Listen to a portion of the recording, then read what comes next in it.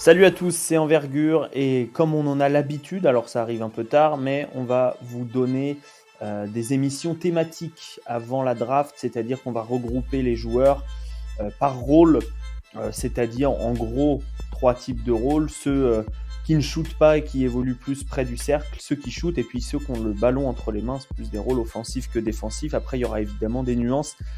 Et tutti quanti, à chaque rôle, sont membres de l'équipe. On commence avec les grands, les bigs ou les cutters. On verra, on va faire des nuances. Avec Alan, ça va? Très heureux d'être là avec toi pour parler des intérieurs. Surtout quand on connaît mon Ouais. passif avec. Très heureux. C'est ça, c'est ça. Il a appris à aimer les intérieurs. Ce que je vous ai demandé de faire, donc on aura les ball handlers avec Manu et les wings avec Hugues.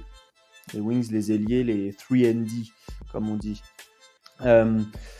Déjà, je vous ai demandé de définir un peu le panel qui existait en NBA et qui donc pouvait être projeté comme un rôle pour les prospects cette année. Donc déjà, toi, est-ce que tu peux me donner parmi les grands, la valeur la plus haute, le rôle le plus haut, le meilleur rôle pour un grand qui existe en NBA? Déjà, c'est super intéressant parce que je pense qu'il y a une différence entre saison régulière et playoff. Je pense Ah oui. qu'en saison régulière, le rôle qui vraiment t'aide le plus soir après soir, c'est le rôle de protecteur de cercle donc sur drop. Brook Lopez, pour simplifier, c'est-à-dire Mm. le grand qui va vraiment annihiler toute tentative au cercle, sur lequel tu auras peur de driver quand il sera là. Donc ce rôle-là, le rôle de Rudy Gobert, ce genre de rôle-là. Avec en playoff un petit changement parce que c'est vrai que la polyvalence et la capacité à être sur du switch peut aider. Il y a aussi d'autres types de rôles, c'est-à-dire que sur le rôle défensif, on a le rôle de second couteau, de deuxième lame apparaît de plus en plus depuis quelques temps. Ce qui est Giannis à Milwaukee, ce qui est Robert Mm. Williams quand il est en bonne santé à Boston. Ouais, C'est-à-dire, ça peut être des joueurs plus petits, ça peut être des des joueurs plus petits. roamers un peu plus petits, C'est quoi. ça, un peu plus petits, mais qui sont très toniques, qui montent très vite, très haut, qui ont un bon sens loin du ballon pour anticiper et qui viennent annihiler un peu sur deuxième lame. Mm. Ils sont des fois pas assez puissants pour prendre le premier impact, mais ils sont là pour annihiler les actions comme ça. Après, offensivement, il y a d'autres types de rôles, mais c'est vrai que défensivement, on est plutôt sur soit du drop, soit du second rideau, soit de la capacité à switch. Après, on a d'autres types de couverture, mais c'est les choses qu'on regarde le plus, je pense. Ouais. Et donc, le joueur le plus valorisé en saison régulière, c'est, tu disais, Brook Lopez, Rudy Gobert. Maintenant, euh, je ne sais pas comment tu fonctionnes dans tes boards, tu vas nous expliquer, mais en playoff, pour une équipe qui gagne, peut-être que le roamer ou celui qui peut switch, sachant que le maître étalon du gars qui ne sait pas shooter, mais qui est tellement utile à une équipe, c'est Draymond Green. Euh, c'est un gars qui peut faire les deux, qui peut switch, qui peut roamer, qui peut encaisser le premier Mm. contact, il peut un petit peu tout faire.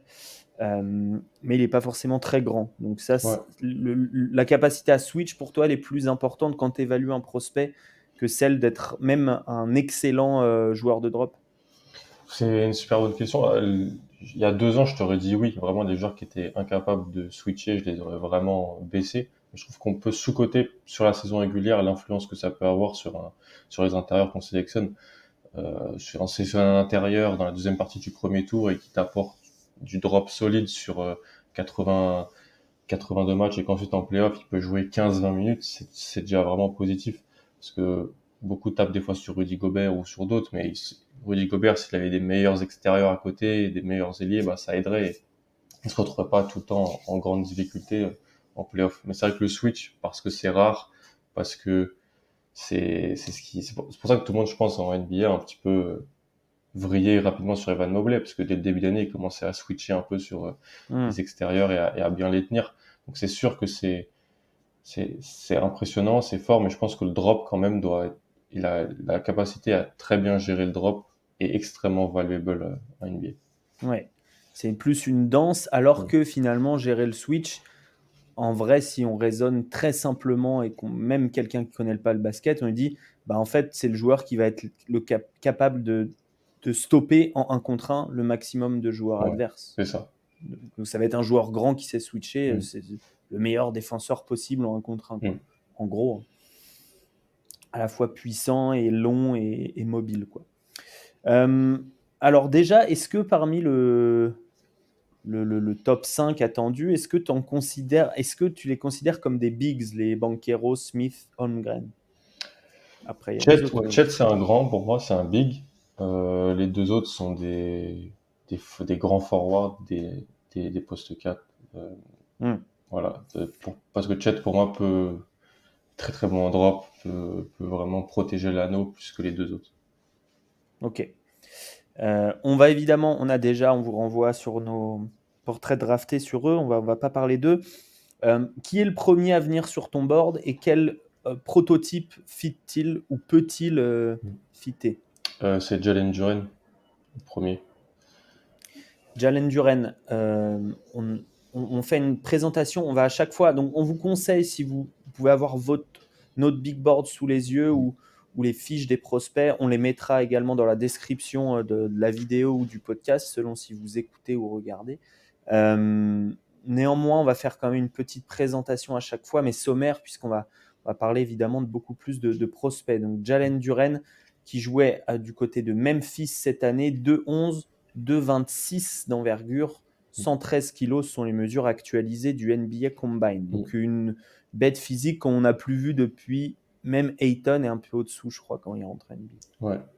Ouais, en fait, Duren, je me suis dit assez simplement, la dernière fois que j'avais donc dans mon troisième tiers, un intérieur que je considérais un peu pas extrêmement poli offensivement, mais avec de vraies capacités défensives, vraies capacités athlétiques, c'était Onyeka Okongwu. Et je me suis dit, est-ce que j'aime autant Duren qu'Okongwu? J'ai dit oui. Donc j'ai dit, je peux pas le descendre trop bas en fait. Même si c'est pas un intérieur que je vois être euh, extrêmement dominant offensivement NCA, il a des soucis de lecture encore, mais il y a des flashs très positifs sur la passe, sur la vision, sur des choses comme ça. Il est très très jeune, il est de novembre 2003. Ouais. Et puis défensivement, même si par moment il est encore très, c'est normal, il saute pas mal, ou il peut ne pas lire et comprendre tout ce qui se passe sur un terrain de basket, on achète un corps. On achète un joueur qui, bah, comme tu dis, fait plus de 2,10, a plus de 2,25 d'envergure et déjà à plus de 110 kilos. Et c'est pas du gras, hein, Non. donc, on Pour achète, ceux qui n'ont pas vu les photos, ouais, il y a des photos qui tournent, workout de des workouts. Portland, exactement. Donc, on achète, au bout d'un moment, on est obligé, je pense, de parier sur le phénomène athlétique, physique de Jalen Duren dans la deuxième partie de la loterie pour moi. Alors maintenant, dans la mobilité déjà défensive, tu le mets dans quel rôle? Plus en drop, je pense. Je pense que plus en drop, lui il peut encaisser les contacts, donc il peut être sur le premier rideau. Il y a beaucoup moins de post-up en 2022 qu'avant NBA, mais c'est quelqu'un qui peut gérer du post-up. C'est quelqu'un qui peut aussi faire du deuxième rideau. C'est toujours plus simple de faire du deuxième rideau souvent pour ces joueurs-là, parce que même s'ils lisent pas trop, ils vont quand même au bout d'un moment voir que va y avoir un lay-up de tenter ou quelque chose comme ça. Ouais. Ils sont plus grands, plus costauds, plus longs, et ils arrivent un peu à annihiler. Je pense que sur des situations de switch, faut pas s'attendre à des choses incroyables. Il fait 2,10, il est déjà plus de 110 kilos. Donc moi je le trouve un peu lourd par moment sur ses déplacements latéraux. Mais je pense que ça va être quand même un solide protecteur d'anneau, un joueur puissant au cercle. Et puis en attaque, un finisseur proche du panier. Comment tu le compares? J'ai dit DeAndre Ayton, j'ai pas dit DeAndre Ayton pour rien. Comment Mm. tu le compares à l'arrivée dans la ligue défensivement et offensivement, dans la mobilité fine, Mm. Bah, par rapport quand même, à dans Ayton? la draft, je préfère beaucoup plus le jeu offensif d'Ayton, qui était bien plus qui était capable d'avoir du mi-distance, mais Duren aussi, mais c'était pas des flashs, c'était du mi-distance, voilà, solide Oui, sur une année NCA. C'était un touché, c'était pas un joueur qui était avec des pourcentages aussi bas dans certains domaines. Défensivement, je pense que je préfère Duren, mais Ayton est devenu un incroyable défenseur et je pense qu'on pensait tous pas qu'il pouvait vraiment devenir ce joueur-là. Mais je pense que je préfère le corps et les capacités athlétiques de Duren à son entrée dans la ligue. Duren, donc les drapeaux jaunes seraient une adresse au lancer franc Ouais. et à mi-distance moyenne.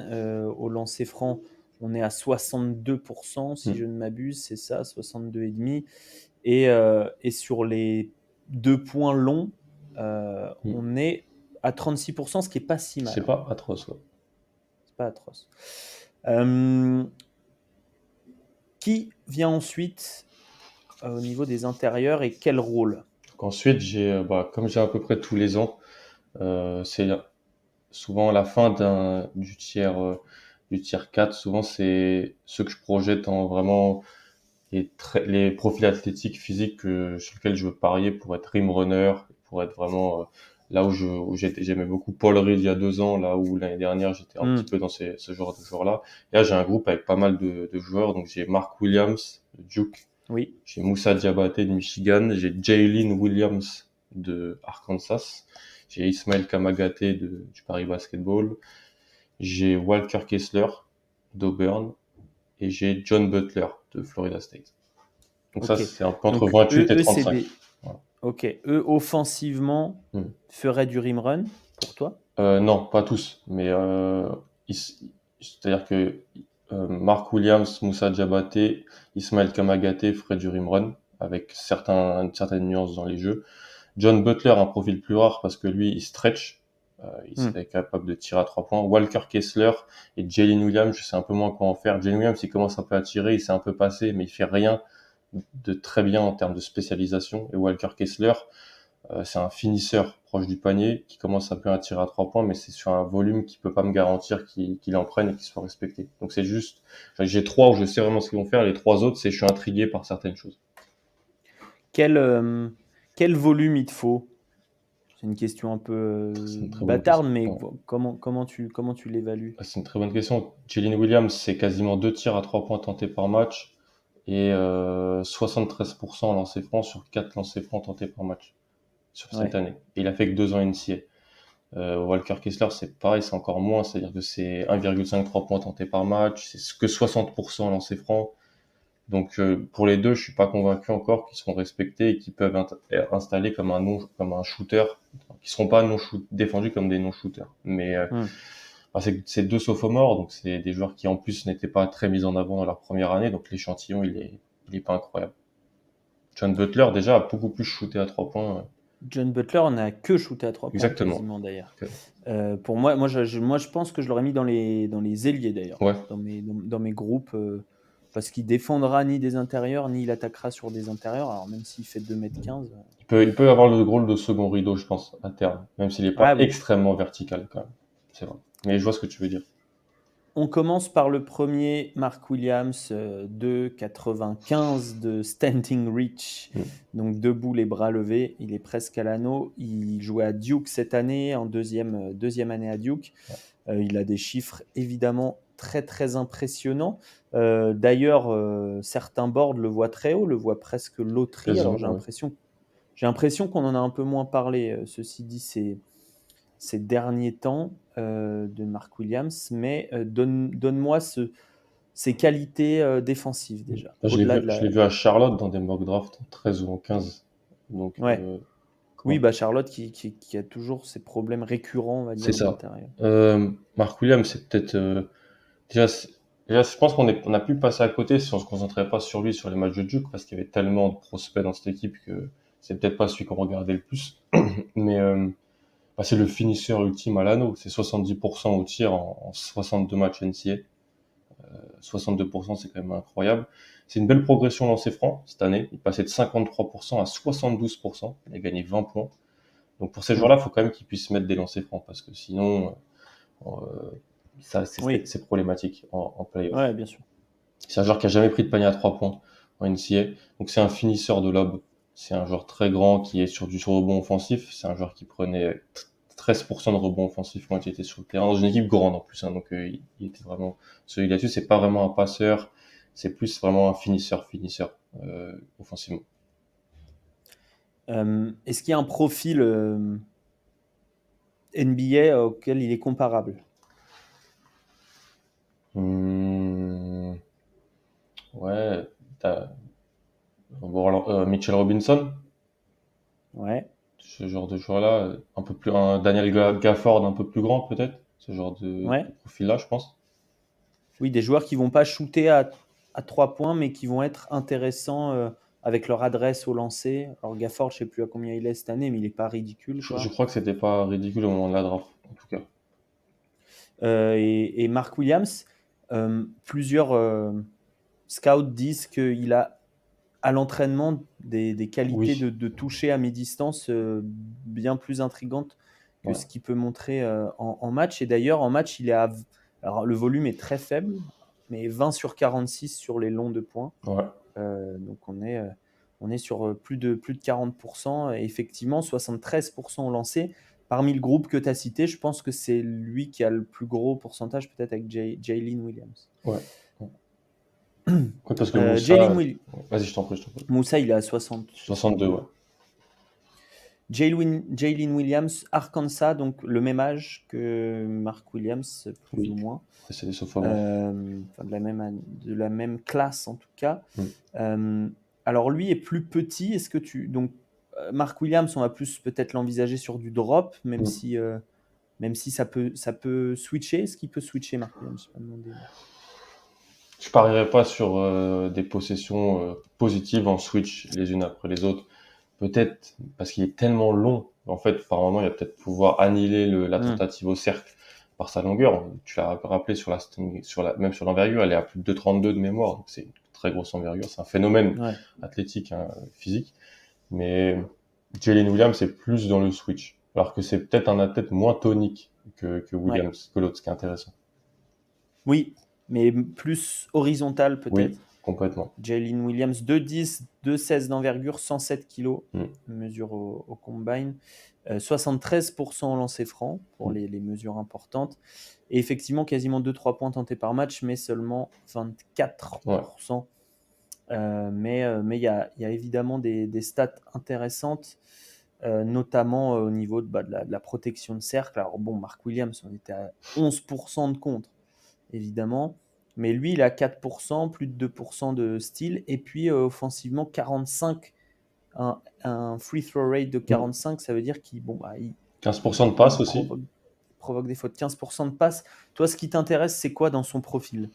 Déjà, c'est marrant, mais c'est un des meilleurs intérieurs que j'ai vu pour provoquer les passages en force. Il est, Donc, le QI, je trouve, est excellent défensivement. Il lit super bien. timing, Ouais, mobilité fine. exactement. Mobilité fine, timing, vision, compréhension. Il est coaché par Eric Musselman, qui est un des meilleurs coachs NCAA. Je trouve qu'il fait du Oui. super travail à Arkansas. Et en fait, je trouve qu'il a il fait de très bonnes lectures malgré son jeu. Il m'avait déjà un peu intrigué l'an dernier, mais il jouait pas beaucoup. Il jouait très peu, il jouait 15 minutes par match. Cette année, il a été vraiment placé en tant que titulaire. Il jouait 32 minutes par match. Donc, pour un intérieur de 20 ans, c'est-à-dire que tu prends pas énormément de fautes, que tu peux rester sur le terrain. Je trouve que c'est quand même quelque chose à noter. Très bon dans la lecture, je trouve, et puis une palette offensive qui, je trouve, est très intrigante par le développement d'un tir qui peut quand même, qui doit quand même se mettre en place. C'est-à-dire que j'ai écrit le scouting report en cours d'année, mais à l'époque il était à 69% dans ses francs, c'est-à-dire que sur la fin d'année il a progressé, donc il a quand même Mm. monté. Il était aussi à cette époque-là à 35% sur les longs deux points, ce qui était bien. Donc je pense qu'on achète un profil assez intrigant d'intérieur qui peut être un peu polyvalent, qui peut faire, il te tue pas ton spacing, c'est pas un trou noir, il fait rien d'incroyable, mais je pense qu'il peut être utile dans une rotation. Et défensivement, alors c'est pas un switch à fond. Enfin, disons que c'est pas John Butler dont on va parler Non, après ouais. qui peut switcher qui peut même défendre sur Hmm. des petits. Non, non, non. Tu le projettes peut-être sur des ailiers, par contre. Ouais, potentiellement, oui, il est pas trop grand pour défendre les ailiers. Des fois, les joueurs sont trop grands. Par contre, là où je l'aime beaucoup, c'est l'impact au rebond qu'il a. Quasiment 30% de rebond défensif. Alors après, oui, c'était vraiment le grand avec quatre petits autour, donc il devait vraiment sécuriser ce rebond, mais c'est vraiment un fort rebondeur. Il était dans les meilleurs joueurs au rebond sur ces 2 années en termes de pourcentage. Donc, c'est pas un athlète incroyable. C'est un joueur plutôt ce que je trouve assez cérébral, qui peut être vraiment un des meilleurs backups en NBA, je pense, sur Ok. sa carrière.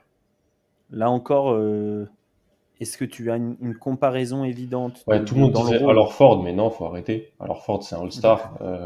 Oui. C'est un All-Star. J'ai essayé, pour moi, ça peut être un plus grand Williams, en fait. Mais il faut qu'il tire beaucoup plus à 3 points. parce que Grant Williams, en fait, ce qui fait qu'il est jouable, et des fois il est plus très jouable dans les playoffs, par moment, c'est le tir à 3 points, c'est l'adresse. Mais Ouais. c'est ce genre de, oui, d'ailier un peu plus, de ce qu'on appelait un ailier fort. Quand on a commencé, toi et moi, je pense à regarder le basket, qui est plus aujourd'hui un 4-5, euh, qui ne doit pas tuer ton spacing.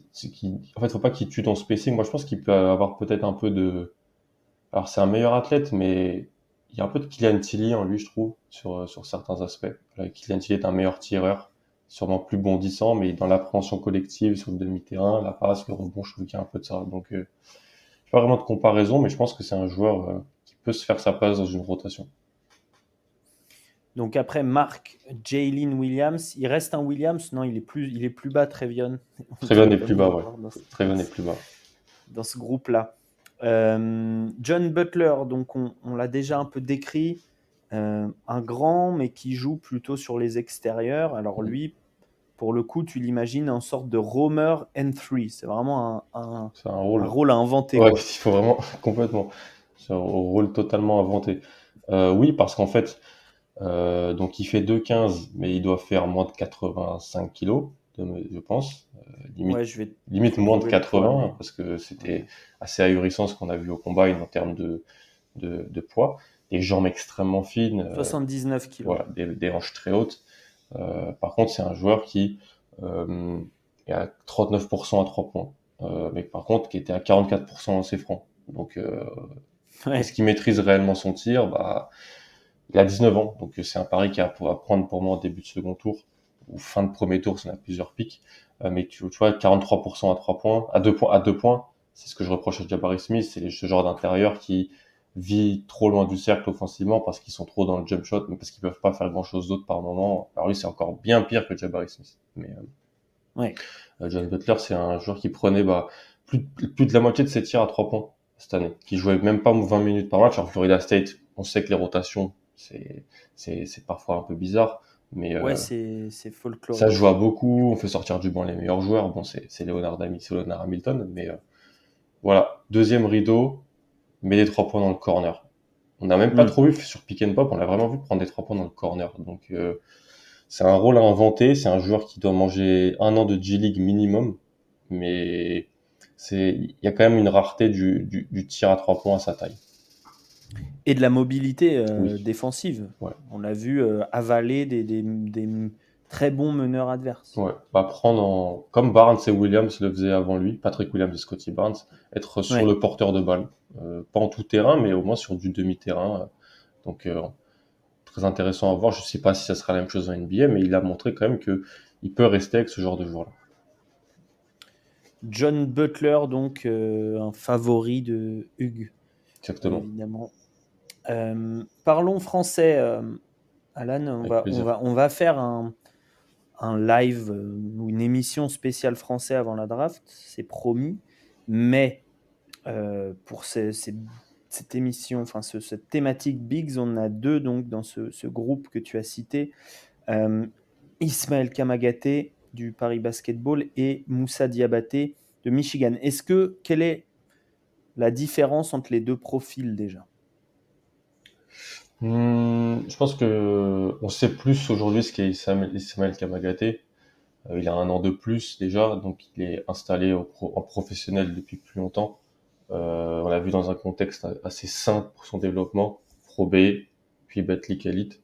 D'ailleurs, ils jouent ensemble les deux à l'Euro U18 en 2019. Kamagaté Oui, était le backup de Moussa Diabaté, où Diabaté avait été incroyable sur tout le tournoi. C'est d'ailleurs sur ce tournoi-là où Juwan Howard, je pense, le recruter. Il était en Grèce pour le voir et c'était là-dessus, il a vraiment marqué énormément de points. Diabaté, c'est plus un joueur qui n'était pas dans un excellent contexte à Michigan, une équipe qui a été assez décevante, qui avait perdu beaucoup de bons joueurs à la draft l'année d'avant, qui avait recruté énormément aussi, mais Diabaté jouait avec Dickinson, un 5, donc a commencé à tirer sur l'année, mais qui était l'option 1 de l'équipe sur un jeu un peu à l'ancienne. Les porteurs de balles étaient moins bons que l'année d'avant, donc il n'était pas toujours bien servi parce que c'est un intérieur finisseur au panier, très tonique, bon sur second saut, qui peut être une menace de lob. Le tir, c'est totalement à travailler. Il y a des flashs, mais c'est à travailler en termes de volume et en termes de réussite. 62% en ses francs, on l'a dit. Et puis défensivement, par contre, c'est un des joueurs qui, pour moi, a des possessions en switch les plus intéressantes de la QV sur les intérieurs.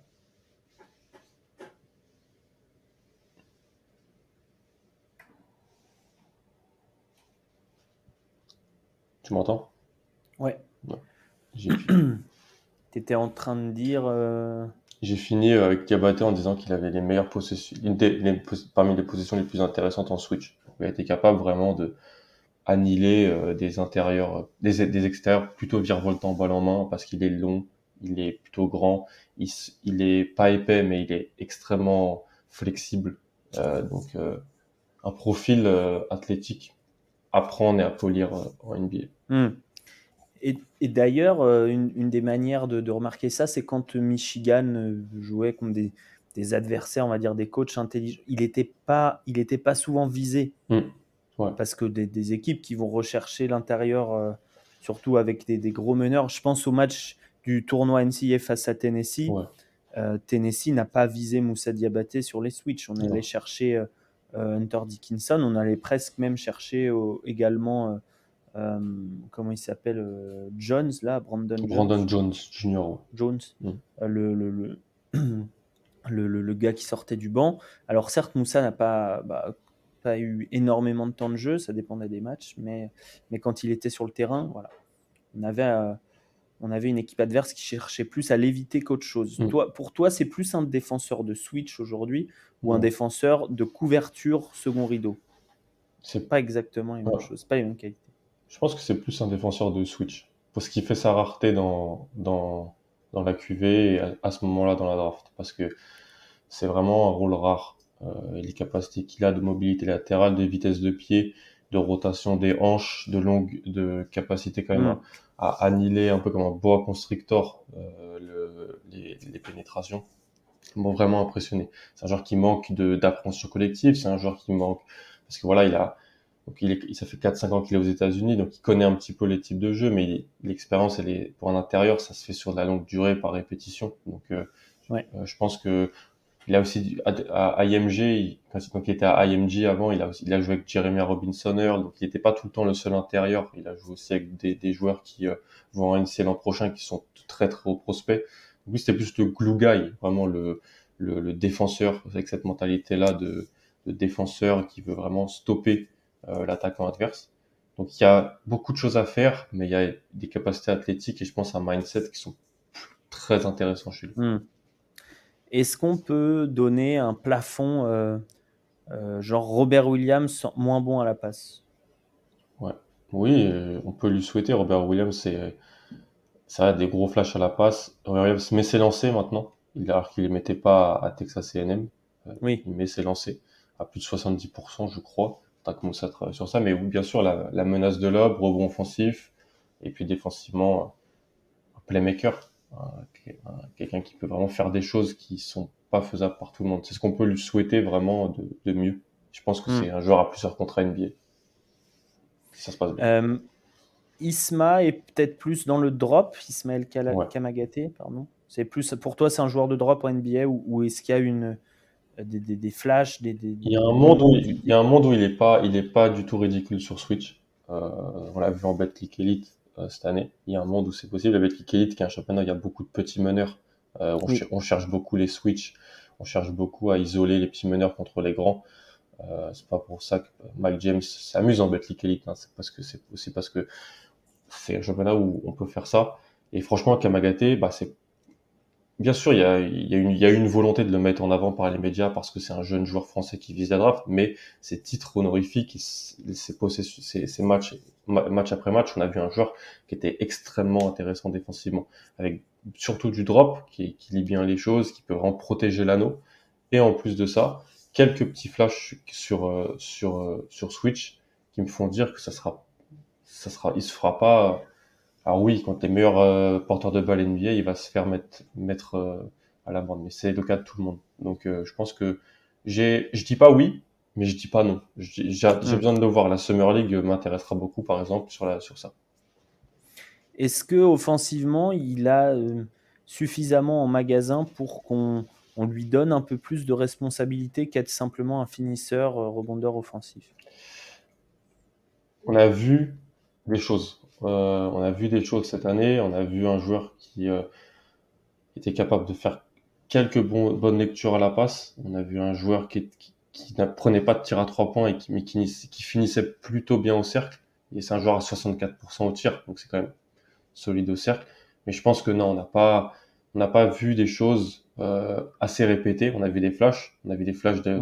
de dribble, de fin de dribble end off, ce que fait Bam Adebayo apparemment pour aller finir au cercle ou pour ensuite faire une passe vers le coin. On a vu apparemment un petit peu de post-up, mais c'est plutôt menace de lob. Et un joueur qui avait une très bonne entente avec un joueur comme Kyle Allman au Paris Basketball. Oui. Et je pense qu'il bénéficiera aussi des ball handlers NBA. C'est-à-dire que dans un contexte, beaucoup le mettent dans les fins de premier tour, dans des équipes comme Dallas, dans des équipes comme Hmm. après Dallas, je sais pas s'ils vont avoir leur premier tour, bah non, puisqu'ils ont très décrit. Bah, Dallas, ils viennent de le trader, Voilà. ouais, ce que j'ai Donc vu. dans des équipes peut-être comme Milwaukee, dans des équipes peut-être comme Miami, des choses comme ça. Je pense que avec des bons porteurs de balles, on pourra vraiment le mettre en avant en Hmm. tant que très bon finisseur. Et c'est pas grave de pas être plus qu'un finisseur. Faut déjà très bien le faire, très bien se spécialiser là-dedans. Peut-être que le lancer franc, il plafonne un peu. Ça fait 3 ans qu'il est aux alentours de 65-70%. C'est peut-être qu'on peut attendre mieux parce que là, pour l'avoir vu shooter aux échauffements du match du Paris Basket, à mi-distance, il est plutôt intéressant. Mais ça se répète pas en match pour l'instant, donc à voir. Hmm. Qui nous manque dans la liste? Il On a manquait parlé Kessler. des deux Français. Walker Kessler, le coéquipier de Jabari Smith à Auburn. Hmm. Un peu dans les moules que tu viens de décrire, le même moule que Mark Williams. Si ça marche, Walker Kessler, c'est un Brook Lopez version Canada Dry. Parce que c'est un joueur qui euh, protège l'anneau sur drop, 19% de contre cette année. C'est une stat assez Oui, c'est irréelle. une stat folle. Ouais. C'est-à-dire que quand il était là, on peut pas aller au cercle, quoi. C'est pas possible que sur du drop parce que c'est un humain très grand et très lourd. Donc 2m16, plus de 115 kilos, une bonne envergure aussi, mais pas une envergure incroyable, juste quelqu'un de grand et d'épais. Donc quelqu'un sur qui c'est difficile de finir quand il est au panier, même s'il va pas contrer, même si on peut être en bonne position, mais il challenge tout, il Hmm. conteste tout. Pourquoi je dis Brook Lopez? Parce que c'est un joueur qui a commencé à développer un tir à 3 points. Alors, un tir à 3 points qui n'est pas encore positif, c'est-à-dire une tentative et demie par match cette année, 20% de réussite, un lancer franc qui plafonne toujours sous les 60%.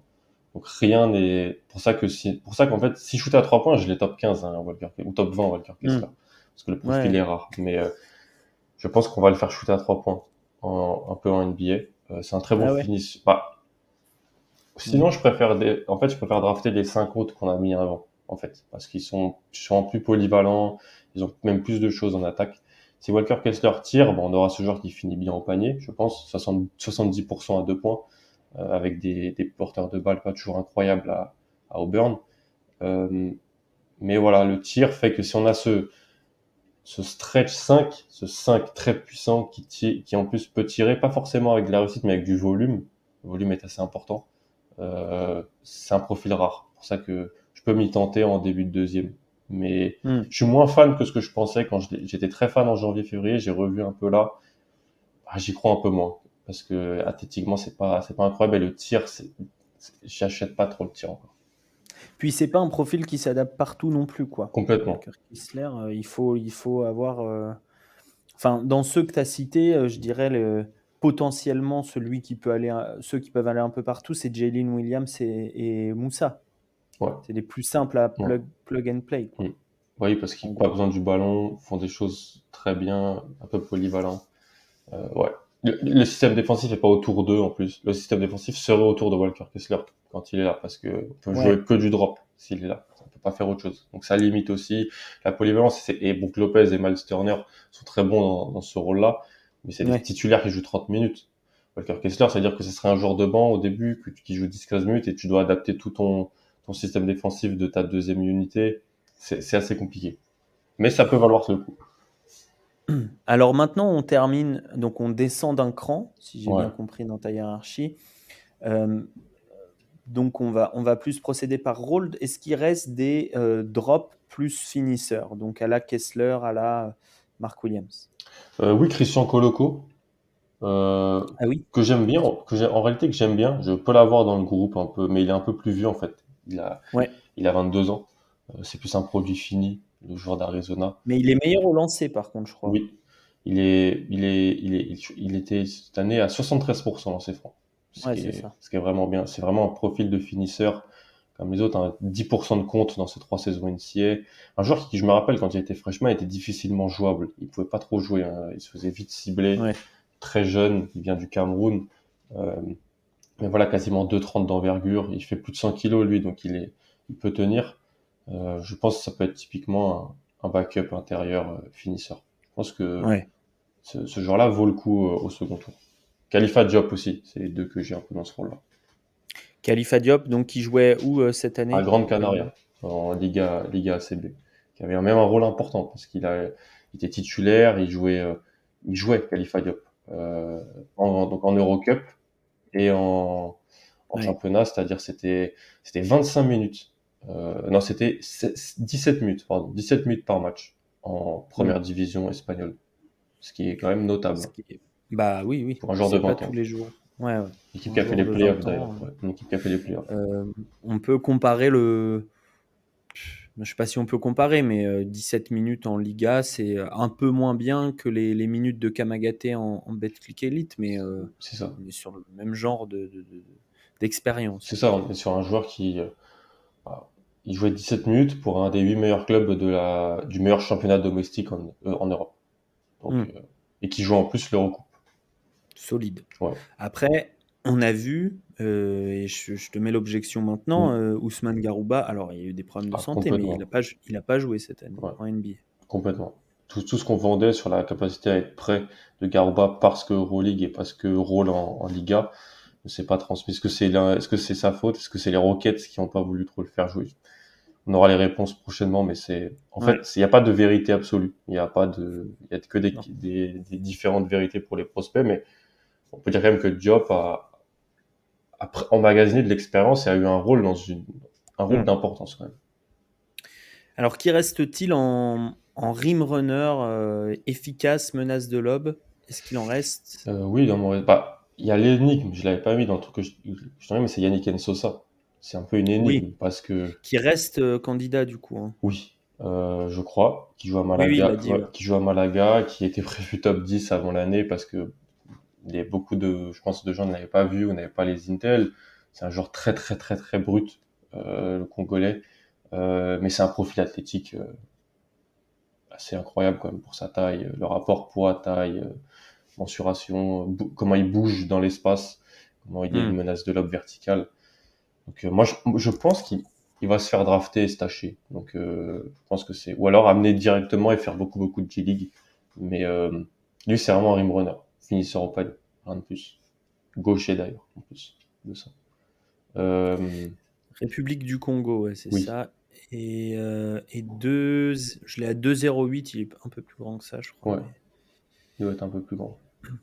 Mais oui, effectivement, grande couverture de terrain, faire des contres impressionnants. Hmm. Deuxième rideau, plus, tu le Oui, vois? complètement. On peut Ouais. pas trop fin encore pour le premier rideau. Alors, surtout en Liga ACB, c'était très compliqué au début d'année. Ouais. Il y a pas mal d'intérieurs costauds. Ouais.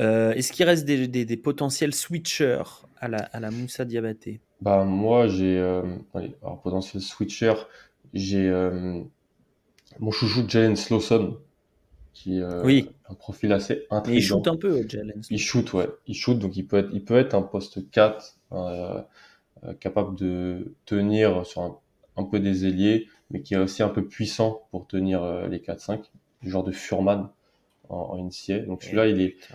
c'est un profil un peu hybride. Il peut avoir peut-être un petit rôle en sortie de banc, capable de prendre des intérieurs, ne pas être horrible sur les ailiers, parce il fait un peu plus de 2 mètres, mais pas plus. Sinon, j'ai Ouais. quasiment... Vas-y, je t'en prie. Non, mais c'est marrant que tu parles de ce Mm. profil-là parce il existe un genre de joueur en NBA qui va faire du rim run offensivement et puis défensivement défendre plutôt sur des extérieurs. Mm. On a Gary Payton, donc Le deuxième.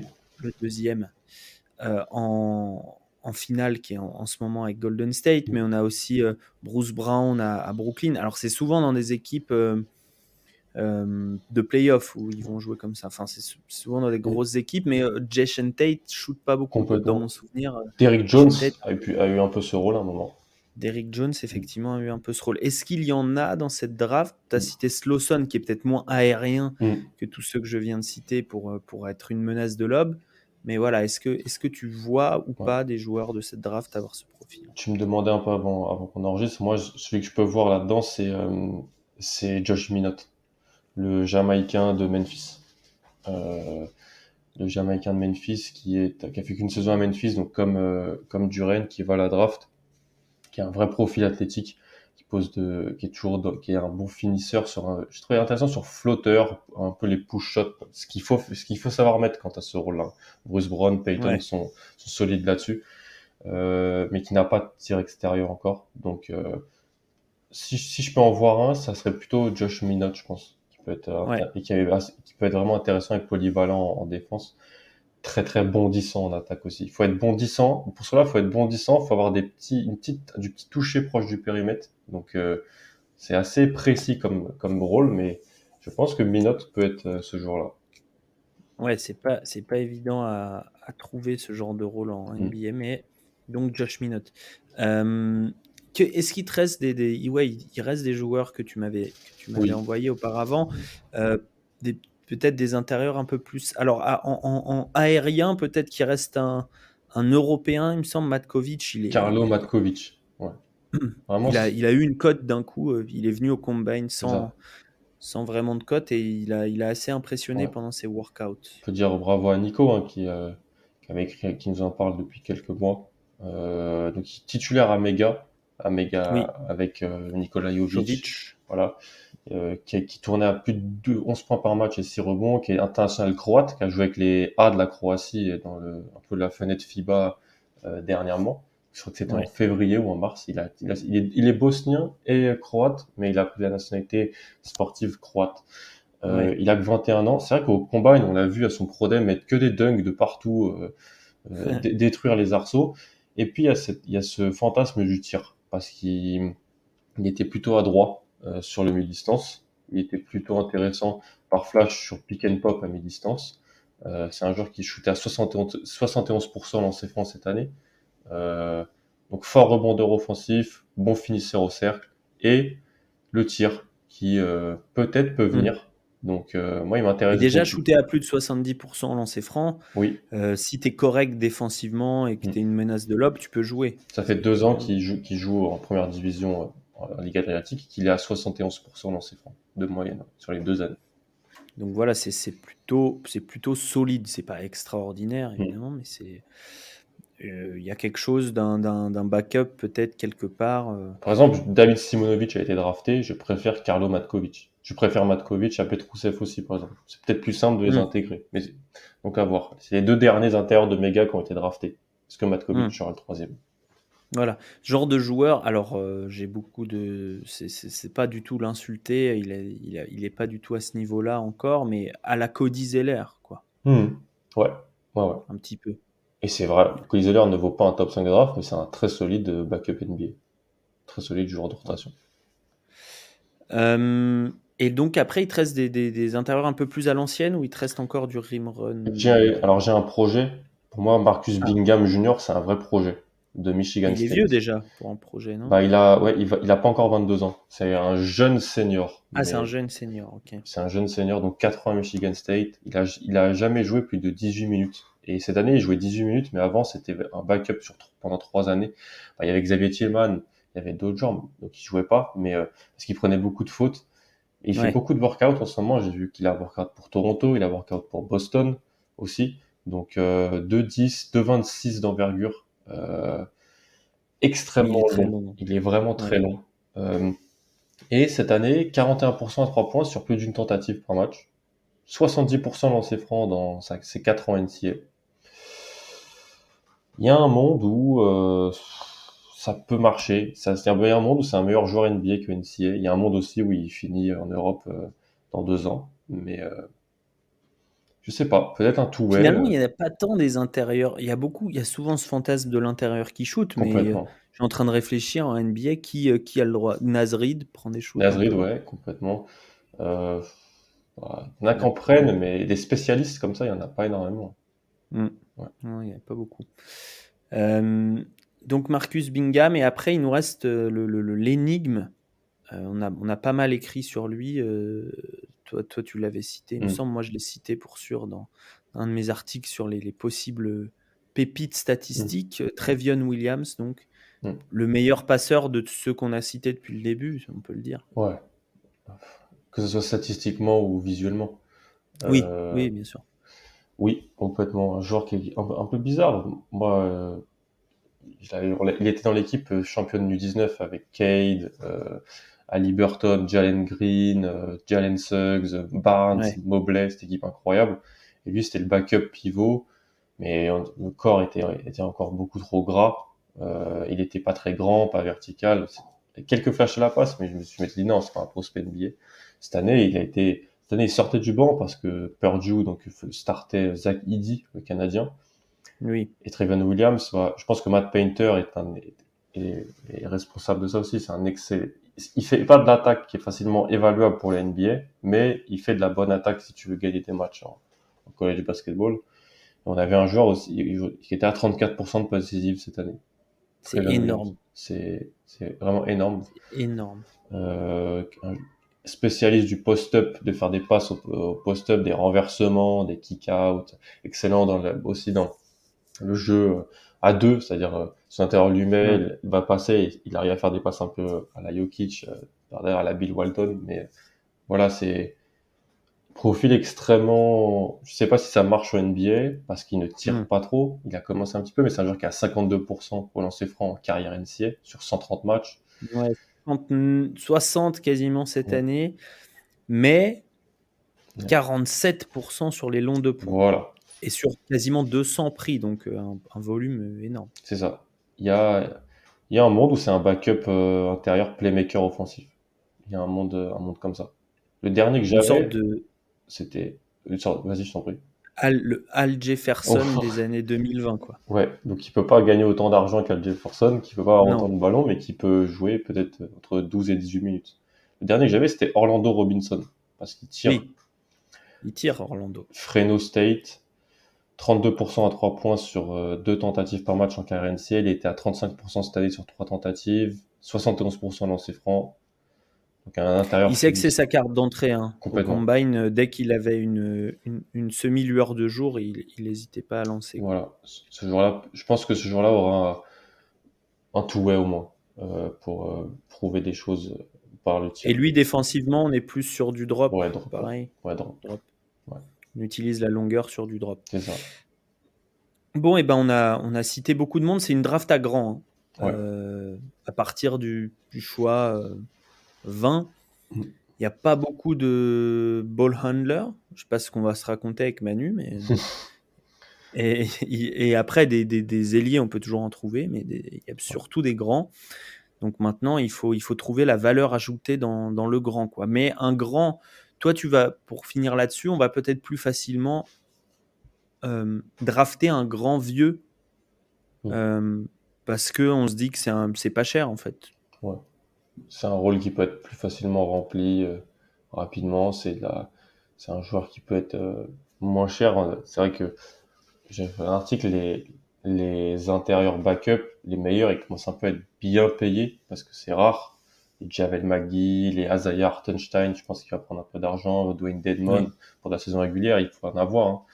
Daniel Tice, même ce joueur-là qui rend service. Au bout d'un moment, je pense sur ce poste-là, il faut surtout rendre service à un moment parce que dans les grandes joutes de playoffs et les grands matchs, on Mm. jouera small.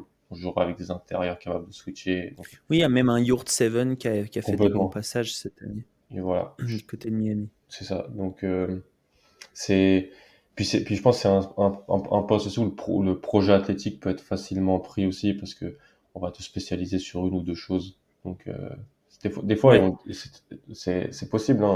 On voit un joueur qu'on pense être plus fort offensivement que défensivement et 2 années dans la ligue c'est l'inverse parce qu'on a spécialisé sur une ou deux choses. Je pense que c'est plus Mm. visible au poste intérieur que dans d'autres postes. Oui, effectivement, les axes de développement sur lesquels on va insister, à la fois sont peut-être moins nombreux et aussi peut-être plus facilement atteignables. C'est-à-dire qu'un meneur de jeu, tu veux le développer, tu dis qu'il faut développer son dribble, il faut développer sa mobilité en sortant des écrans pour qu'il ait un pull-up à mi-distance, c'est long. Il faut de la répétition balle en main, et au bout d'un moment, la balle en main, c'est les meilleurs joueurs qui l'ont, la balle dans les mains. Donc, je pense que pour eux, c'est plus poser de très bons écrans, de l'appréhension collective sur demi-terrain. Et puis... Alors, qui est le meilleur poseur d'écran du lot? Ils posent plus d'excellents écrans, les joueurs, mais...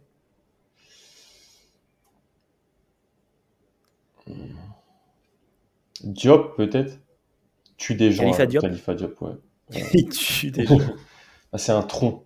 Une personne. Ouais. Moi, j'avais Trevion Williams aussi. Ça fait longtemps que j'ai pas vu Diop, mais Trevion Williams, quand Ivy arrive à pleine vitesse et que son défenseur a voulu suivre et qu'il rentre dans Trevion Williams, disons que il bouge pas. Effectivement. Et le meilleur shooter à terme, hors John Butler, compte pas. Je pense que ce sera Jalen Williams. Okay. Je pense que ce sera Jalen Williams. Je vois vraiment le pick and pop avec Jalen Williams possible. Très bien. Et ben parfait, on va clore cet épisode, donc spécialité intérieure, ou en tout cas pas shooter, ou peu shooter, protecteur de cercle. Et donc on se retrouve pour les 2 autres épisodes avec les ball handlers et les wings. J'espère que vous avez apprécié. C'était pour vous faire connaître aussi des profils qui risquent de tomber à la fin de premier tour, au second tour, ou même undrafted free agent, et sur lesquels vous pourriez vous poser des questions. N'hésitez pas à aller consulter le site. Abonnez-vous sur votre plateforme d'écoute, sur YouTube, si vous êtes en train de regarder la vidéo, ou en tout cas de l'écouter sur YouTube. Et puis allez consulter tous nos autres contenus. Alan, tu seras sur le plateau de la First Team pour le soir de la draft. On y sera, Romain sera sur Bein, et puis on aura plein d'autres choses d'ici là à vous faire découvrir. À plus Alan. À plus Alex. Ciao tout le monde, bye bye. Salut.